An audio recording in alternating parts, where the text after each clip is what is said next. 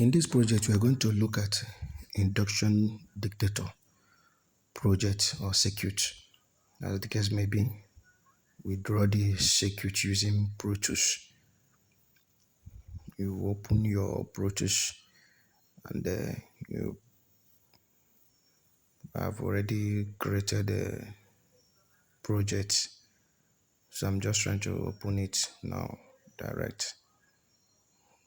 Okay. You can see it. The Pro Tools interface is already open. Okay. We'll now start bringing out components that we need for the circuit design. Bring out all the necessary components that we need to get the circuit done.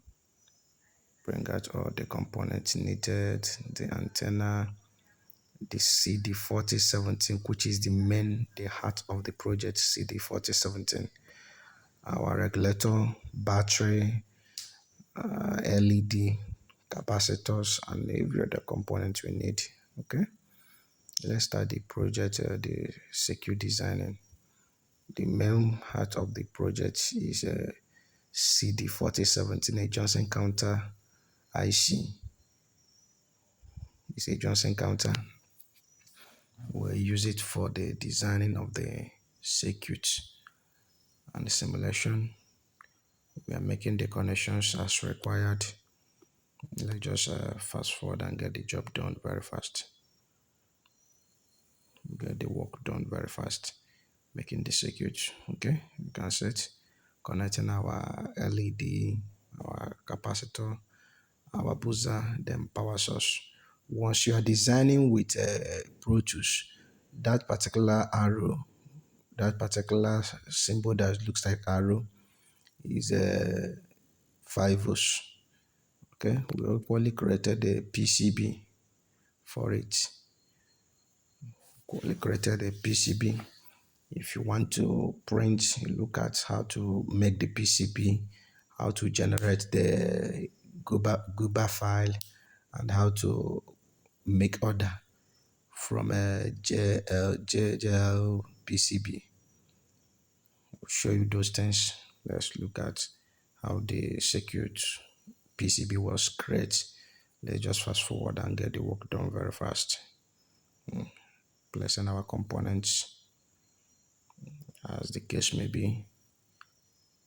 After the placing, we do auto route to get the job done. You can see we are placing the components. Let's just fast forward and get the work done very fast. Let's just fast forward and make it very fast. Okay. Let's just move a bit fast. Okay. Look at it. The component placement. We are done with the component placement. What we now do is to drop some drill hole. Maybe if you want to tie the panel on a board, you just make drill hole, yes, at the 4 edges of the board. Okay,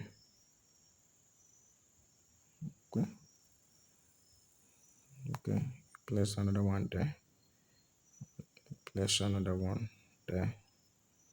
While placing, make sure that no component is on the body of the other one, because once there is a component on the body of the other one, it will show you error while trying to auto route.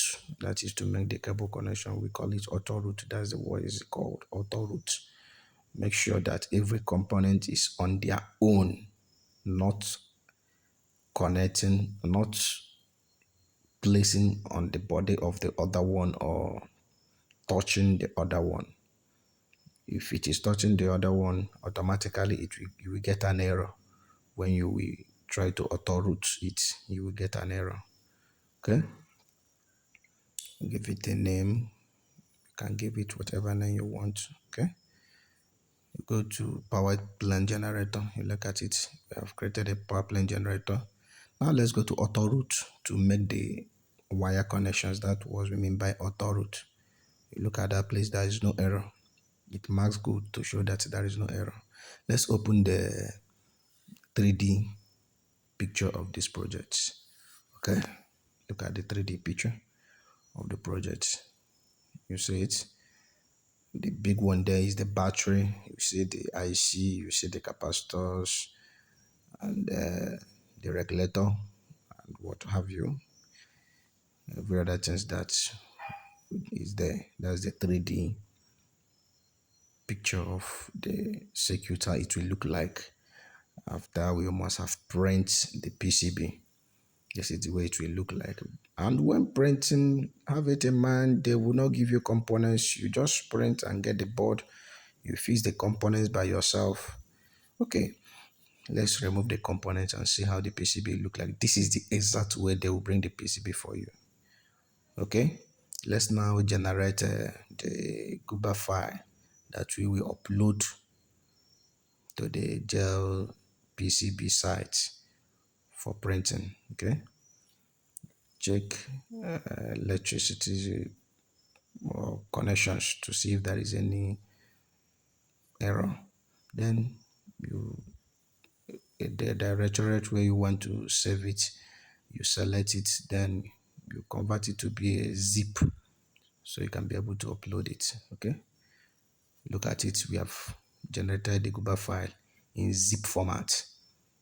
See it. Let's open the folder where we saved it.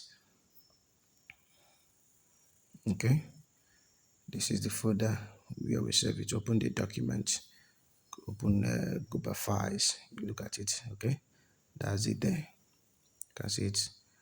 It's induction detector. That's it. These things are what we need. Let's now open our browser and go to JLPCB site so we can be able to upload. Okay, open your web browser, type JLPCB, login. Okay, look at it.